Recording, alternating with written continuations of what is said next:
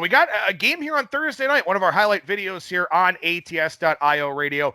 Houston and Kansas City. And before we get started, I don't know, maybe it's just my old age or something like that, but got a little emotional seeing Deshaun Watson get emotional when they popped up his family on that Zoom call for that contract extension. A dude that, look, I mean, as a Gamecocks fan by marriage, as an Ohio State fan by birth, didn't love Deshaun Watson in college, but I mean, great for him. He's an awesome player, and we've got two of the best quarterbacks in the NFL going at it here in this one with Kansas City, a 9-point favorite and a total of 54.5 for Thursday night. Yeah, first of all, I think it's hard not to be a Deshaun Watson fan. He makes it pretty easy to be a fan of his. I like Patrick Mahomes too. So, I mean, these are two quarterbacks that are both very good and likable guys. We remember the playoff game between these two teams, and that's going to be the narrative that you're going to hear a lot. I don't know that I want to say too much about that because, the people who want to bet the Texans here are going to say, look, this is revenge. This is their spot. I don't know that that's really a great reason to just bet this game blindly. So I don't think we should talk about that one too much, but we know it happened, obviously. Houston, the team in the past, we know Houston's big problem has been their offensive line. Last year, quietly, they were a little bit better on the offensive line, especially in pass protection. They still need to be a lot better when it comes to running the football, but Watson wasn't getting hit quite as much as he was in the past. Obviously, it's still relative. This is not a really good offensive line, but they were so bad before that, getting to mediocre or just a little below mediocre is actually pretty good compared to where they were. So, the secondary of Houston is their big weakness. Not a great weakness to have when you're about to play Patrick Mahomes and the Kansas City Chiefs. If you look at Kansas City, they're going to pick apart bad secondaries all year. They've got Hill, Watkins, Edwards-Helaire. I think he's going to be a good weapon out of the backfield for them this year as well. I really think he's a good fit. I like that pick quite a bit. Kansas City is going to score a lot of points on a lot of teams this year, and I think one of them is Houston right here. I'll be pretty surprised if they don't score a lot of points. The Chiefs' defense is not the weakness they were a few years ago. A few years ago, they just had to outscore teams, put up a really big number. But I think the Breeland suspension hurts a good amount here against Houston. This Kansas City secondary is not terribly deep. Houston should be able to throw the football pretty well here. As I look at this one, I know that this is a high number. I mean, we're not going to get a low number when it comes to totals between these two teams, but I still lean to the over here. I think there's going to be a decent amount of points. It'd really take a lot to have to play the under in this game. I can't imagine too many people would be excited to bet the under here. I think there's lots of big play capability from both teams, and I really like to see big play capability when I'm betting a high total over. Yeah, I mean, I guess to play devil's advocate here, I mean, who is Deshaun Watson's top target now? I mean, what do the Texans wind up doing offensively at the skill positions? That'll be something that Watson will have to figure out. But I think more than just this matchup specifically, and we'll go ahead and do this on the highlight video because why not? The start of the NFL season here, the players hate the preseason games anyway. They can't stand them. They've been trying to get down to 2 preseason games for as long as I can remember. This year they had none.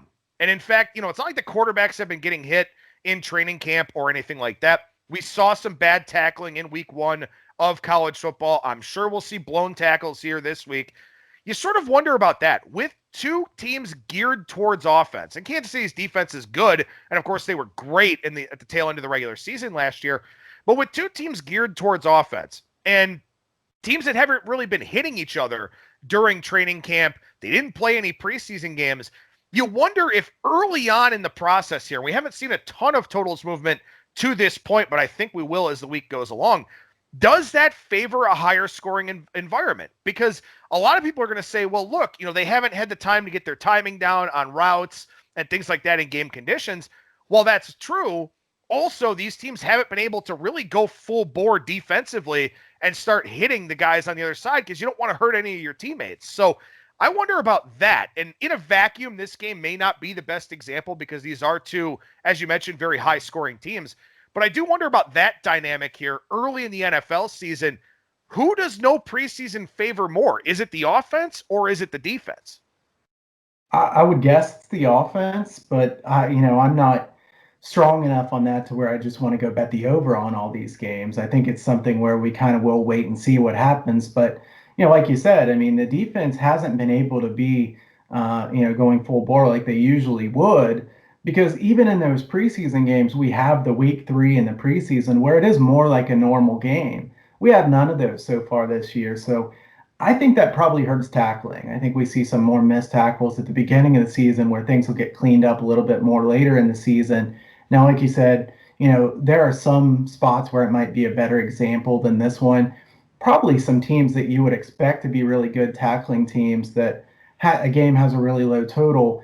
I'd be afraid to bet an under in a game like that to where I might be more likely to bet an over. This is a high number, like I said. I don't love betting over above 52 in the NFL, but this game was always going to be above 52 because of the pace that they'll play at and because of how efficient the offenses are, and the defenses aren't really that great either. So, in general, though, I would say I think it would help the offense, but it's something that we have to kind of guess. We don't know the right answer to that, but I would guess that the offense has helped. But this is new to us. We haven't seen a no preseason year. Having said that, you think the offensive guys would have still gotten quite a bit of reps. I mean, they've been running these plays quite a bit, where the defensive guys had to lay off a little bit. So I would say I think it favors the offense. And lastly, here, another great unknown is officiating. We know there are always those officiating mandates early on in the season, points of emphasis, stuff like that. The officials didn't get to run around in the preseason either. So you wonder about that too. And I mean, I don't know if it has a tangible impact on this game, but it certainly could. So we'll have to see if these guys wind up being very flag happy. If they're calling a lot of holding in the trenches, if they're calling a lot of OPI or DPI, we don't really know yet. Again, I mean, we don't really know that going into every season, but it is heightened a little bit here with the fact that we haven't had the preseason. I know you do a lot with umpires when it comes to baseball. Do you look a lot at officiating crews for the NFL? Not as much as I do with baseball and the umpire. Obviously, the home plate umpire has a lot to do with the baseball game. I do look at them, and I know that there are some crews that are really flag happy. I know that Jerome Boger, I think everybody pretty much knows this, but Jerome Boger's crew calls defensive pass interference. I mean, he could breathe on a guy, and it's defensive pass interference. So Especially you this see year with Jerome, COVID, right?